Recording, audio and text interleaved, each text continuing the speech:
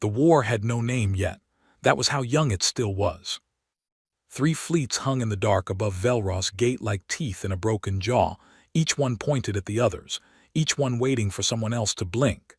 Admiral Rozeth of the Vron hegemony had not slept in 31 hours. His eyes were dry. His tea had gone cold.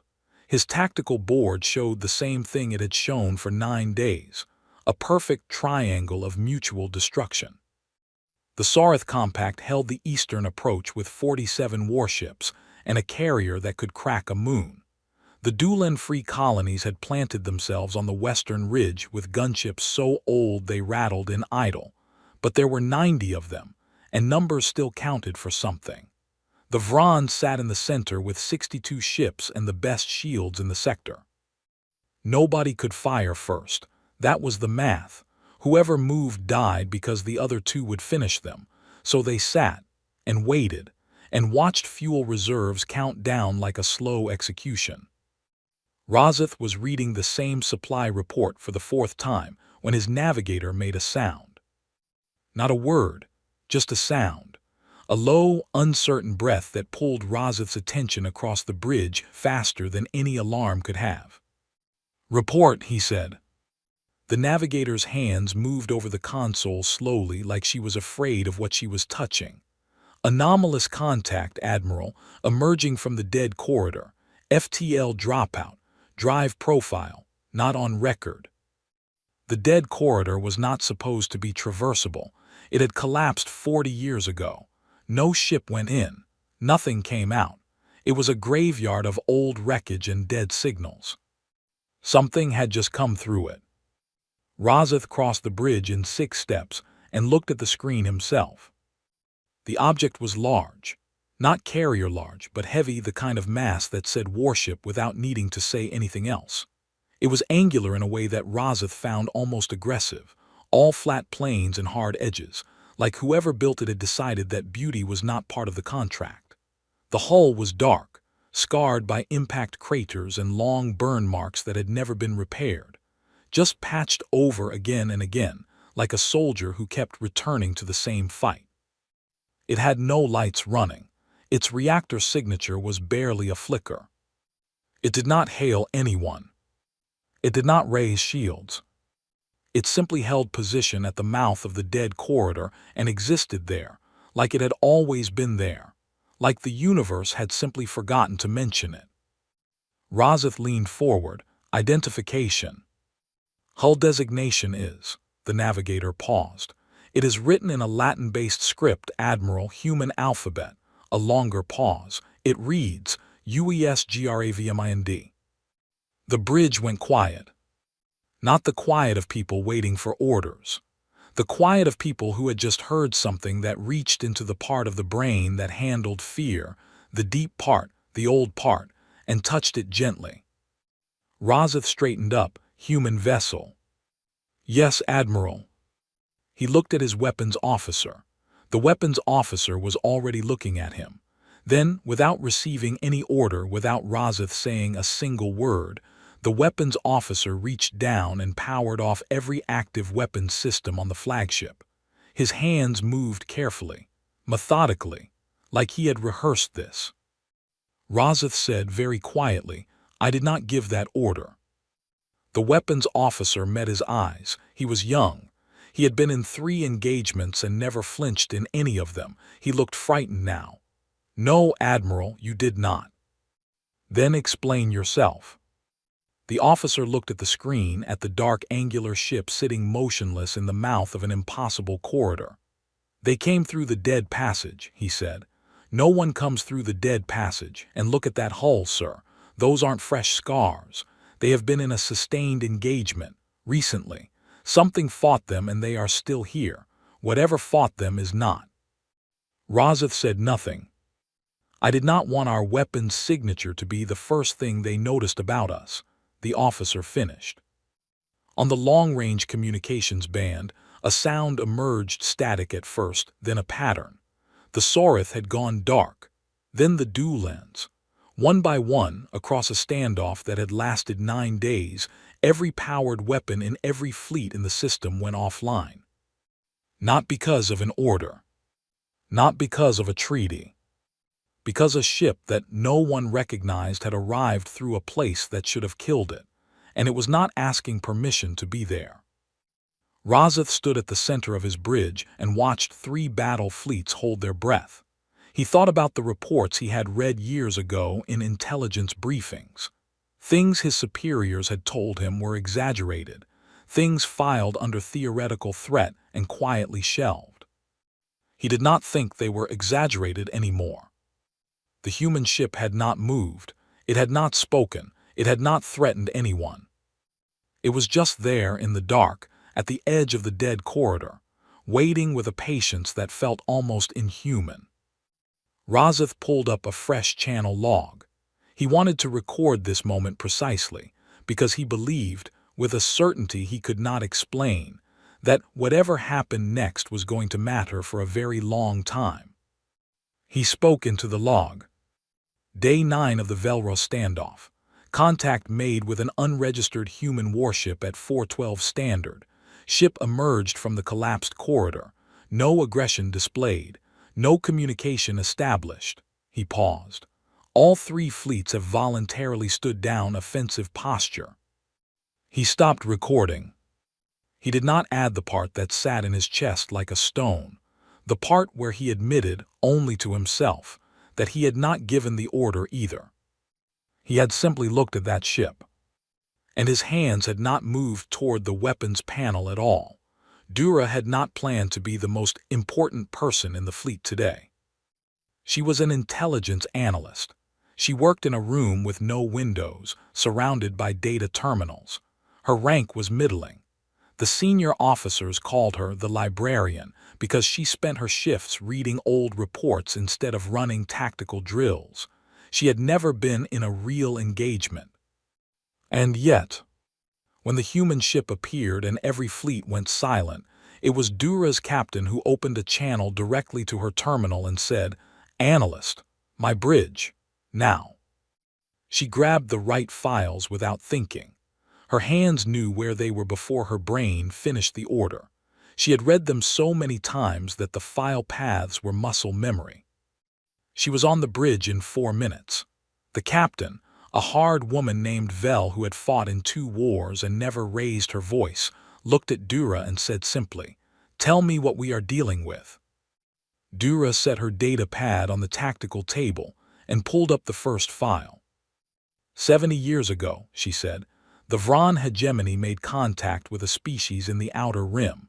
The species lived on a single world. Their ships were short-range. Their weapons were crude by our standards. The Vron scout fleet assumed the vessels were automated cargo drones and opened fire to clear the approach path. The bridge officers were listening. Dura kept her voice flat. The ships were not automated, the species responded. Their counterattack began in 18 minutes, not hours, minutes. They disabled 4 Vron warships, not destroyed, disabled, which the hegemony's own analysts later noted was a specific choice, and then transmitted a message. The translation, cleaned up, reads, "We are willing to talk. We are also willing to continue." Captain Vel said, "Humans." Yes, that was first contact. The Vron agreed to talk. The war lasted 11 days total before a ceasefire was called. In that 11 days, humanity lost more ships than the Vron did. They still did not ask for terms. The Vron offered them first. One of the bridge officers made a low sound. Dura moved to the second file. 40 years ago, a Dulan colonial fleet targeted a human mining station in a disputed belt. 7 human ships in garrison. No reinforcements within range. The Dulan commander calculated that the odds were acceptable and moved on the station. He expected either immediate surrender or a short engagement. She looked up from the data pad. The humans fought for 11 days. 11 days with 7 ships against a full colonial assault force. When Dulan reinforcements finally arrived, they found the original 4 assault cruisers destroyed, not damaged, gone. The human ships were also gone. The station was still standing, intact, operational. The bridge was completely silent. The Dulan Reinforcement Commander filed a report that was flagged and buried within 2 days. It noted that the human garrison had destroyed the Dulan cruisers using their own ship reactors as weapons. They had detonated themselves to take the cruisers with them, on purpose. And the last 3 humans in the station, the ones still alive at that point, had continued to operate station defenses until they ran out of power. They did not surrender. They ran out of power. Captain Vell said nothing. Her expression had not changed, but she had not looked away from Dura once. After that incident, Dura continued, the major intelligence communities began exchanging information quietly. No formal agreement, no signed document, nothing that could be called a treaty. It was simply a shared understanding, a behavioral pattern that emerged independently across 4 civilizations without anyone coordinating it. She took a breath. If human vessels appear in a combat zone for any reason, as any party with any apparent role, all offensive operations cease. Not because the humans demanded it. They do not know about it. It is a response to data. They do not know, Vell repeated. No, we never told them. There was no mechanism to tell them that did not also reveal that we had been studying them, modeling them, and quietly deciding that the safest response to their presence was to stop fighting near them. That conversation was never going to happen in a useful way. Dura paused. And it turned out not to matter. Every time a standoff occurred near human territory, it resolved. They probably assume they have good neighbors. The silence stretched. Dura had one more thing to say. She had written it in her personal log the night before, when she had pulled these files up again out of habit, and she said it now the same way she had written it, simply, with no decoration. They are not the largest fleet, not the fastest ships, not the most advanced weapons. They are not dominant in any category we measure, but every model we have run, every scenario, every simulation shows the same result. When humanity is involved in a conflict, the conflict changes shape. It does not end quickly. It does not end cleanly. And whoever chose to involve them chose wrong. She closed the data pad. The ship out there came through the dead corridor, collapsed for 40 years. Whatever they used to traverse it, we do not have it.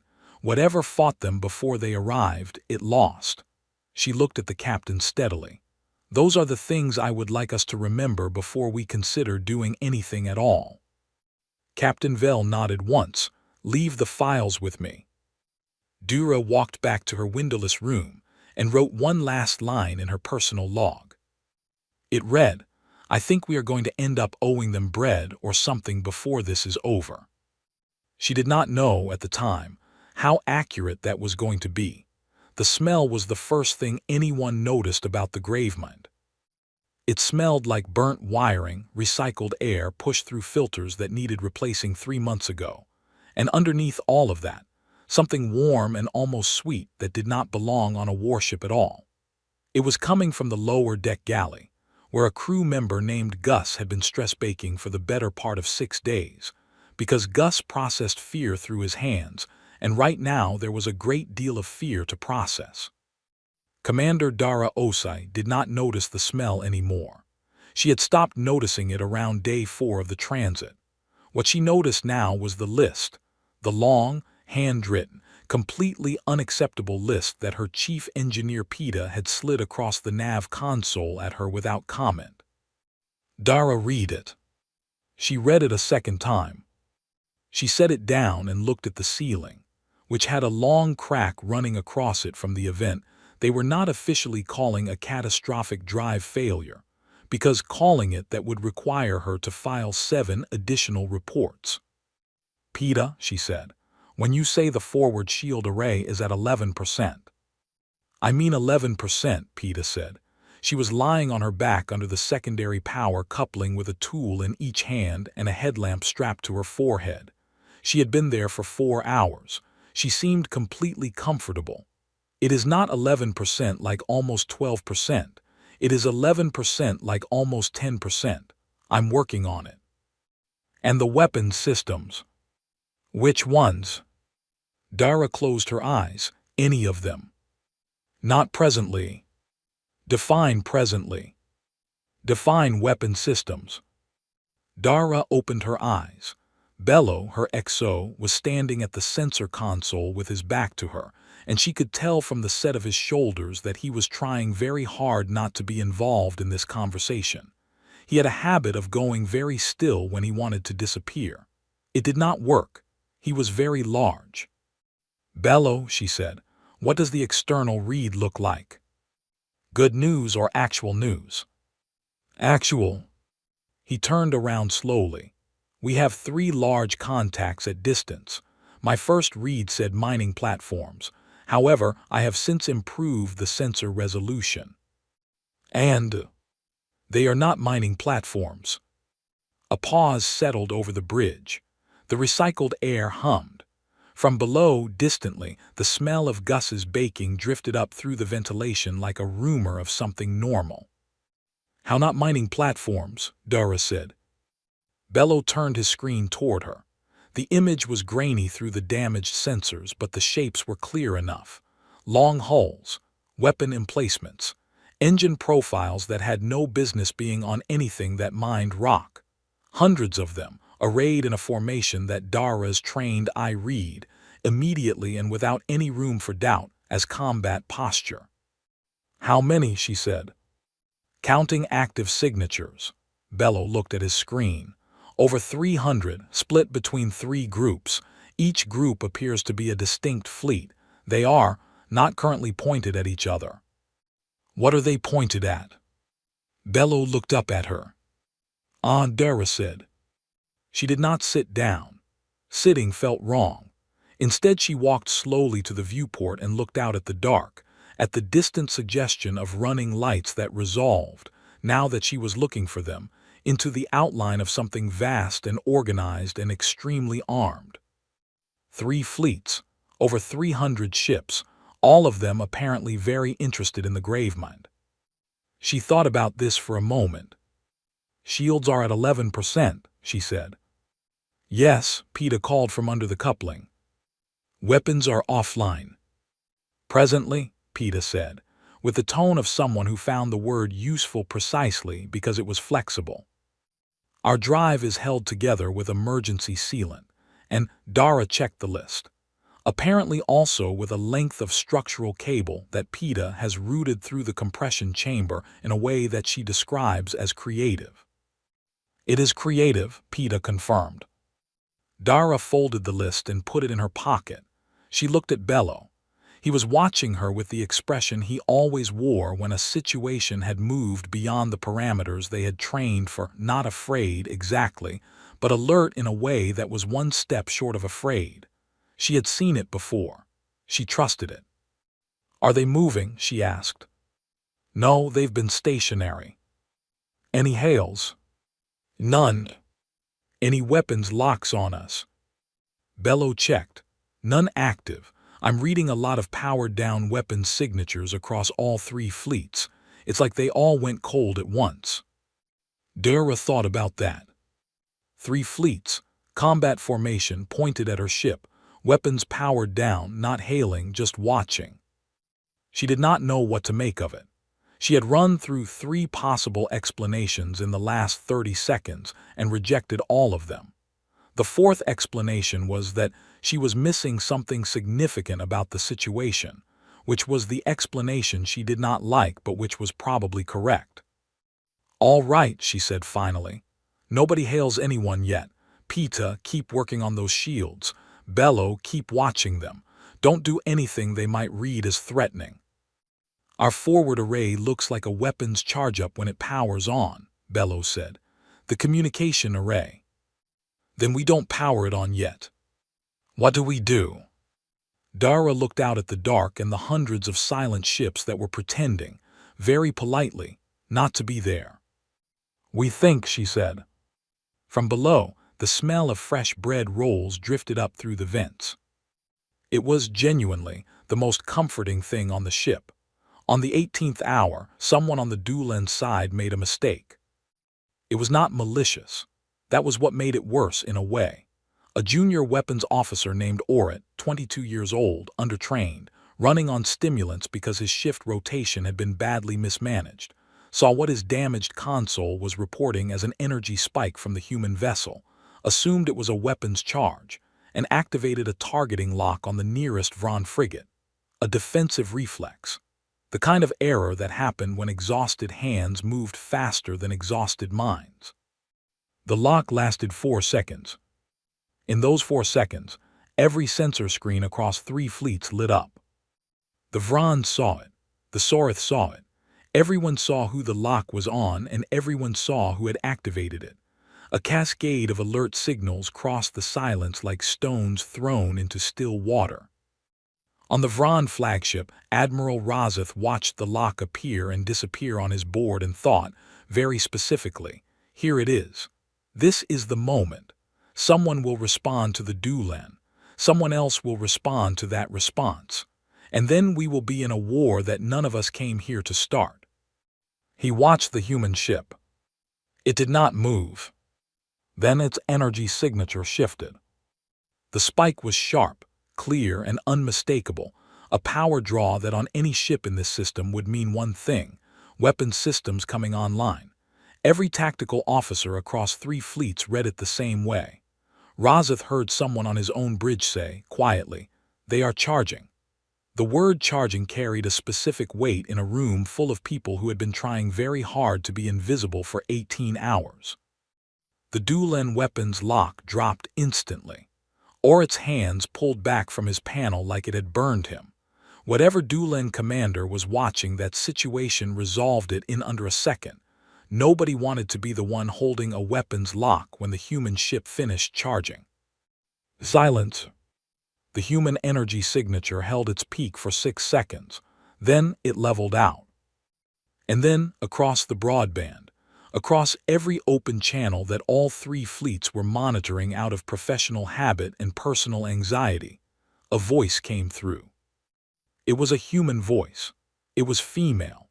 It sounded tired in the specific way that people sounded when they had been solving problems for so long that they had stopped noticing they were solving problems, and had started treating the entire crisis as a long, slightly tedious project.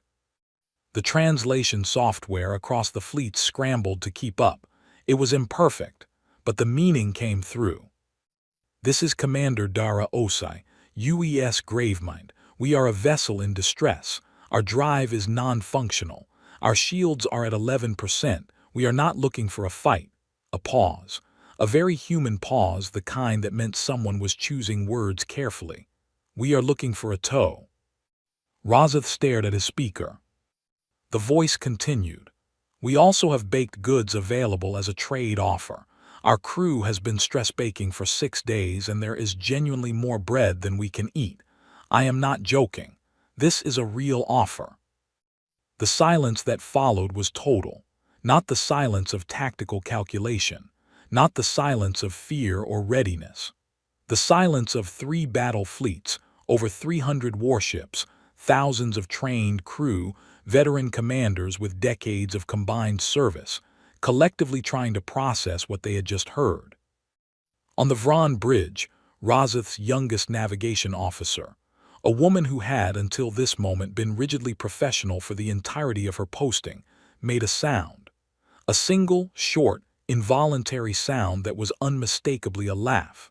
She clapped both hands over her mouth immediately, eyes wide, staring straight ahead. Nobody looked at her.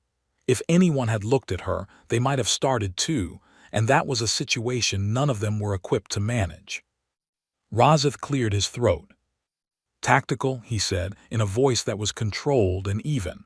"What was that energy spike?" His tactical officer reviewed the readings with the careful expression of someone who already knew the answer and was not sure how to say it with appropriate gravity. "Communications array, Admiral. The power signature reads identically to a weapons charge on standard sensors, but it was their communications array coming online, not weapons." Razeth absorbed this. The human ship had no weapons active. It had powered its communications array. Every fleet had read it as a weapons response to the Dulan lock, and every fleet had immediately backed down. The human had not threatened anyone. She had sent a message. About bread. Open a channel to the human vessel, Razith said. His communications officer looked at him. What do I say, Admiral? Razith thought about all the diplomatic protocols he had studied, all the formal language of interstellar contact, the carefully structured phrases for navigating first communication with an unknown power. He thought about the files he had read, the Dulan incident, the First Contact War, the silence doctrine that 3 civilizations had built around a species that was, apparently, currently offering baked goods in exchange for a tow.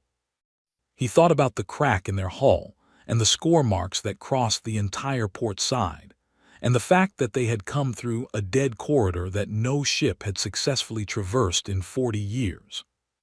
Tell her, he said, that the Vron hegemony is prepared to discuss the tow arrangement. He paused, and asked her what kind of baked goods. His communications officer blinked. Then she turned to her console, and Razith heard, very faintly, very briefly, the small, smothered sound of someone who was almost certainly smiling.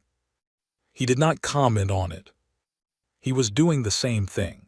Dura had volunteered to lead the contact shuttle before she fully understood what she was volunteering for.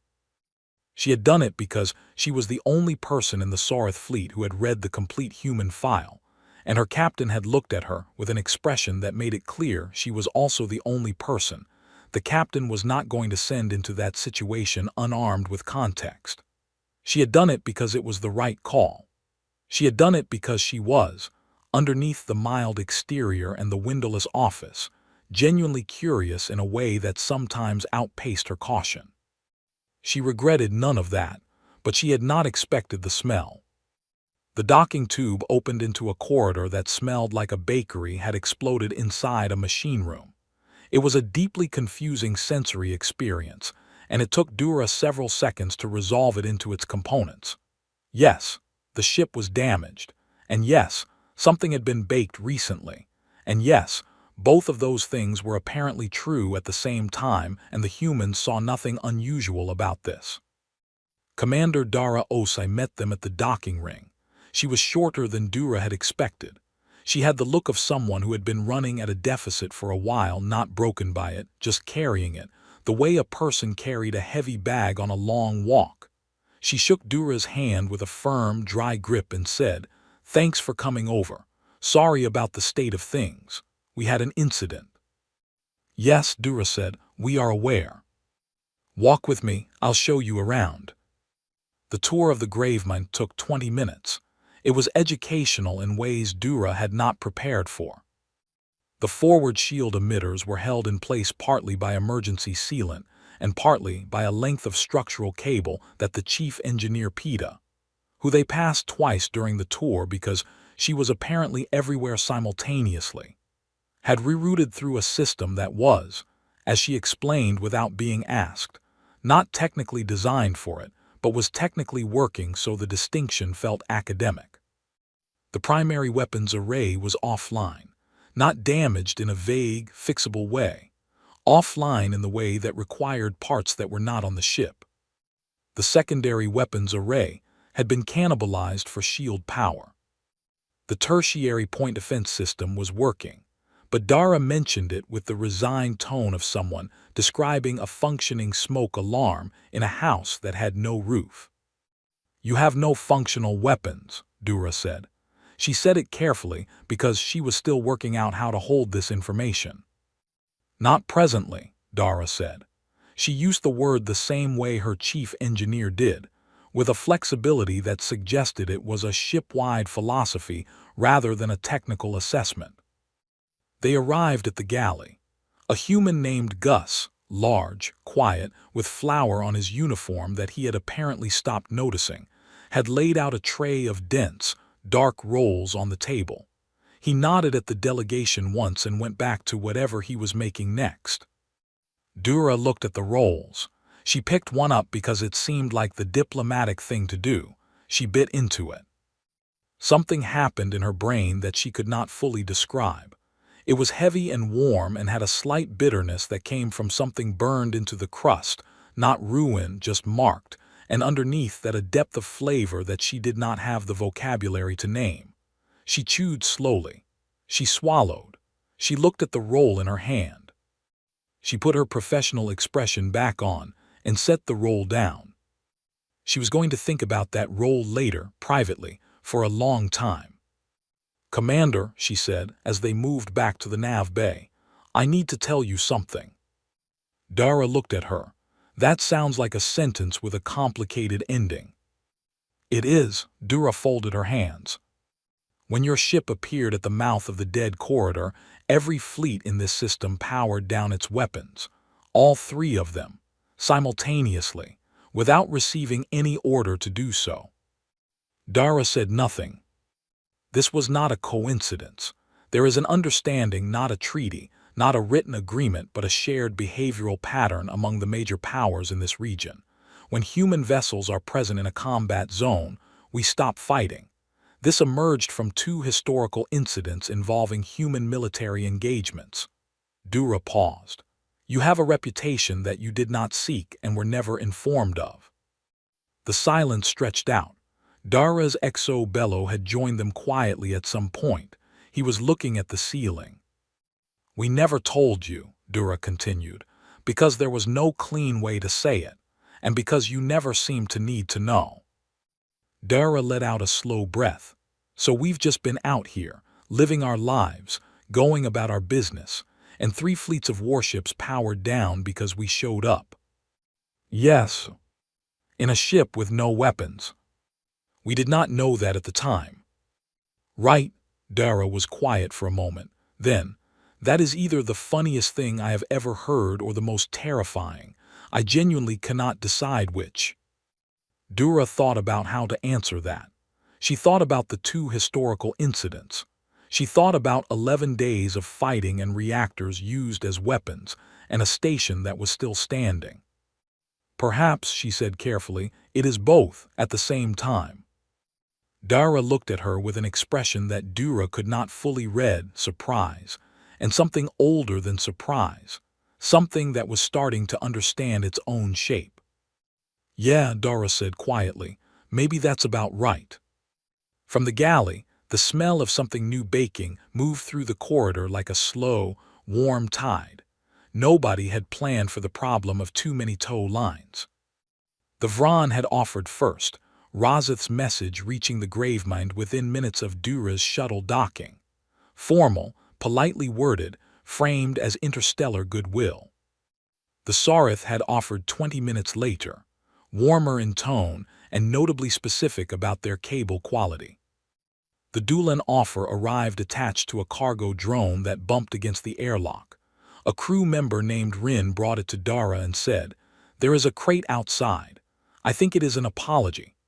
It contained rations, sensor components, and a message from the Dulan commander that never used the word sorry but structured every sentence as if it were. Razith watched all of this from the Vron bridge with the quiet, slightly surreal clarity of a man who had come to Velros, gate expecting a war, and was instead watching 3 hostile fleets conduct a disorganized charitable event around a broken human ship. The standoff of 9 days had not ended with a treaty or a ceasefire or a negotiated agreement. It had ended because everyone had stopped pointing weapons at each other in order to point something more useful at the Gravemind. The Dulan gunships had moved. The Sarith carrier had repositioned. The geometry of mutual destruction had simply dissolved, the way a threat dissolved when something more immediate replaced it. Nobody had declared peace. Nobody had needed to. Razith opened his personal log. He had been recording throughout this situation, partly out of professional habit, and partly because he suspected that whatever he wrote here was going to be read by people who had not been present, and he wanted them to understand it correctly. He was not sure he understood it correctly himself. "The human vessel," he said into the log, "is currently being attached to tow lines from both the Vron and Sarith fleets. The Dulan have offered a chase escort to the nearest repair station, which the human commander has accepted. 3 fleets that were 9 hours from open war are now coordinating approach vectors to avoid tangling cables. He paused. I am aware of how that sentence sounds. He stopped recording. He looked out at the dark. The Gravemind was visible through the viewport now, lit from multiple angles by the running lights of ships that were no longer pointed at it in anger. Its hull looked worse in direct light, every scar and patch and improvised repair laid bare. It looked like it had no business being in any combat zone, let alone at the center of the largest accidental standoff in this sector's recent history. And yet there it was. On the human side of the communication, he had been monitoring the open channel since Dura's shuttle returned. The mood was different from what he had expected. There was no celebration, no declaration of triumph. The crew were talking about the tow connection, about power distribution during transit, about whether the structural cable in the compression chamber would hold under tow stress. Peeta's voice came through most often, calm and specific, and entirely focused on the next problem. At one point, Dara said to her XO bellow, "File a report on the corridor, mark it traversable, include the caveat that traversing it with a functioning drive would probably be better." Bellow said, "Do I file anything about the standoff?" A pause. Razeth found himself leaning slightly toward his speaker, which he recognized as undignified and did not correct. Dara said, "Log the 3 fleets as cooperative and peaceful. Recommend them for any future navigational assistance requests in the region." "And the doctrine?" "I'll write a separate note for the Admiralty. Eyes only, recommending that we don't use it." Another pause. "Whatever they think we are, that's their thing. I don't want us trying to be it on purpose. The moment we start performing it, it stops being real. And if it stops being real, it stops working. And more importantly," her voice settled into something quiet and considered, "it stops being us." Razeth sat with that for a moment. He thought about the 2 historical incidents in the intelligence files. He thought about the 11 days of fighting and the station that would not fall. He had always read those reports as evidence of something frightening, a capacity for endurance that exceeded what was reasonable, a refusal to calculate odds the way other species calculated odds. He still thought that, but he was adding something now. They had never decided to be frightening. It had simply emerged from them, something real producing a true result. He opened his log one more time. "Final note on the Velros incident," he said. "The human ship will be under tow within the hour. The corridor will be marked traversable in all navigational records. The 3-fleet standoff is resolved without casualties, without a signed agreement, and without any human vessel firing a single weapon." He looked out at the Gravemind, scarred and held together and completely unbothered. "I am choosing to file this under things that could only have happened this way. I am not sure there is a better category." He closed the log. The tow lines went taut. The Gravemind began, slowly, and with some groaning from its hull that was audible on the sensor feed, to move. From somewhere deep in the ship, a smell drifted out through the ventilation, warm, dark, slightly burned at the edges. Razeth had no way of knowing what it was. But something in the back of his brain, the old part, the part that handled things it did not fully understand, decided it was not a threat. It decided it was something he might want to remember.